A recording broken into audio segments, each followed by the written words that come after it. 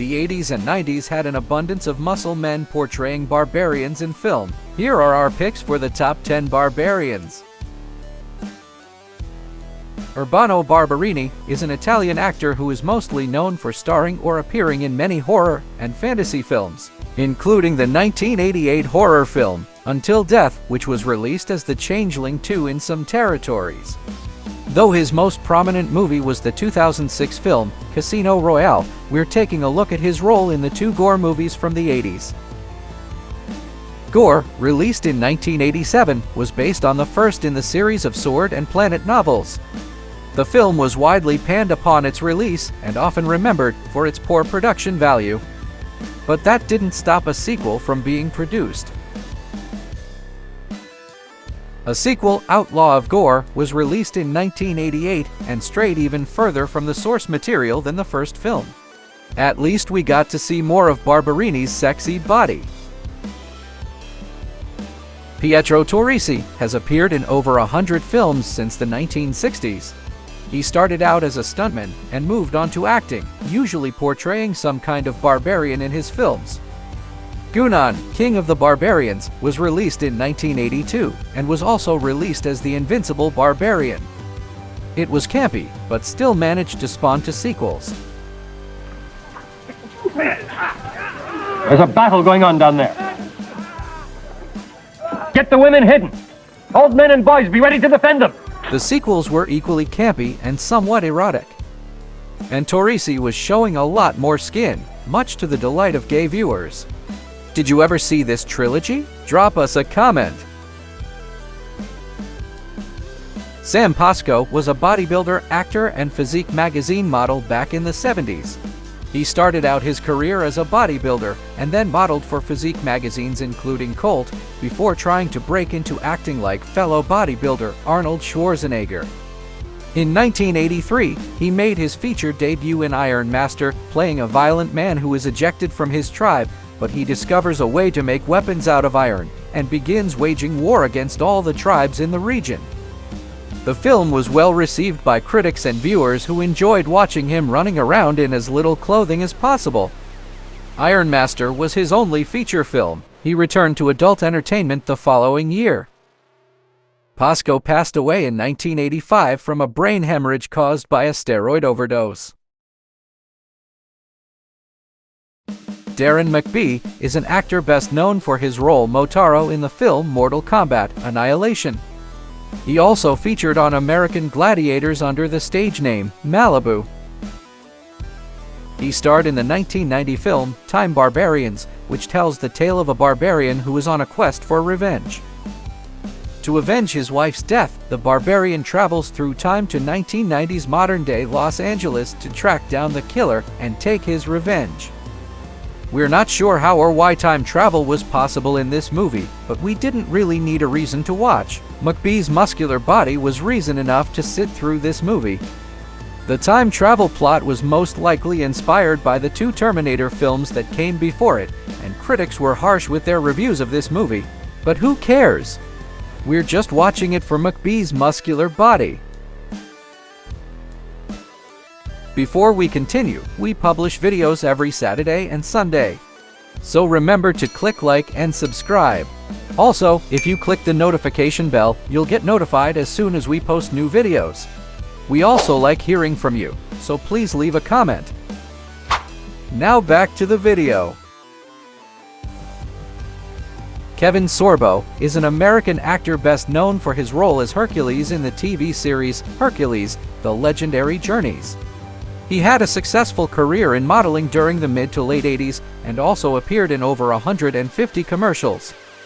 He got his big break in 1993 when he was cast as Hercules in a series of made-for-TV films, starting with Hercules and the Amazon Women.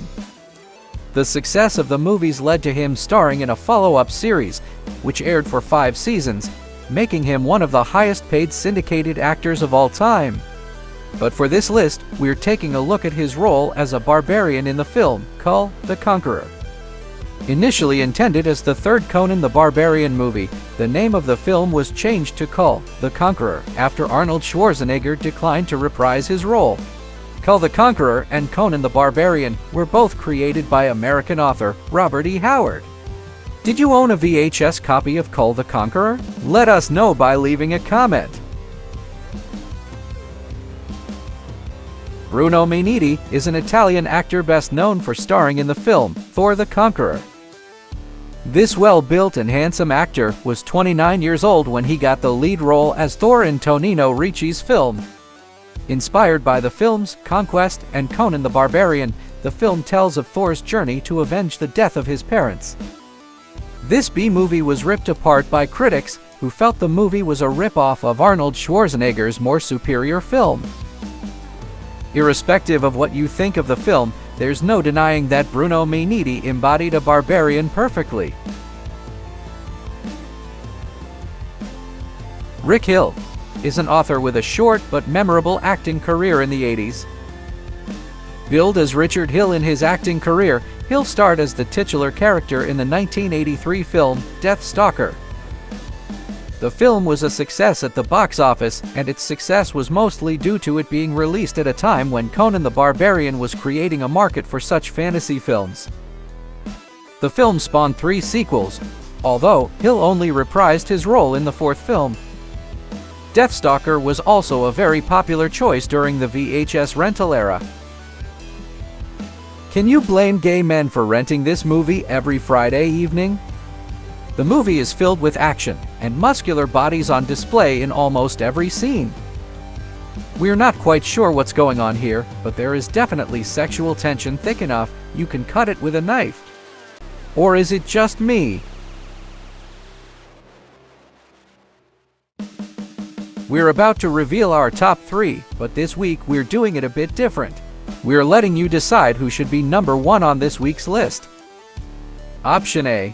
Arnold Schwarzenegger is probably one of the most well-known actors of all time. His role as the Terminator made him an international star. He also portrayed a legendary barbarian in the 1982 film Conan the Barbarian. This very successful movie inspired many similar movies back in the 80s and even spawned a sequel. Schwarzenegger's muscular physique was on show throughout the film, and women and even gay men were captivated by the sword-wielding beefcake. In 1984, the sequel, Conan the Destroyer, hit cinemas with Schwarzenegger reprising his role from the first film. Upon its release, the second film received mostly mixed reviews, but it has garnered a cult following just like the first film. It spawned a 2011 reboot, but no disrespect towards Jason Momoa, Schwarzenegger is the best Conan in our opinion. Option B. Miles O'Keefe got his big break in the 1981 film Tarzan the Ape Man. Adder the Fighting Eagle was released in 1982 and spawned 3 sequels. The film received lukewarm reviews upon release, but viewers weren't really watching for the storyline. Miles O'Keefe might not be the best actor, but that body kept us glued to the screen. And last but not least, Marc Singer as option C. This Canadian-born actor had everyone drooling back in the 80s. The film was about a man who communicates with animals and tries to defeat an evil wizard. The film was a moderate financial success, but received mostly mixed reviews. Nonetheless, it spawned a sequel in 1991. Beastmaster 2, Through the Portal of Time, was released in 1991, and fans were delighted to see more of Singer in his revealing outfit. Beastmaster 3, The Eye of Braxis, was a 1996 made-for-TV movie in which Singer sets out to rescue his brother, played by Casper Van Dien. 2 shirtless hunks in one movie? Did we just hit the jackpot? Who do you think should be number 1 on this week's list? Let us know in the comments. And because you the viewers are so awesome, here's a bonus entry. The Barbarians was released in 1987 and starred bodybuilder brothers Peter and David Paul. They starred in several movies credited as the Barbarian Brothers. Leave us a comment and tell us where on the list you think this entry belongs. Thanks for watching. If you enjoyed this video, please check out some of the other videos on this channel.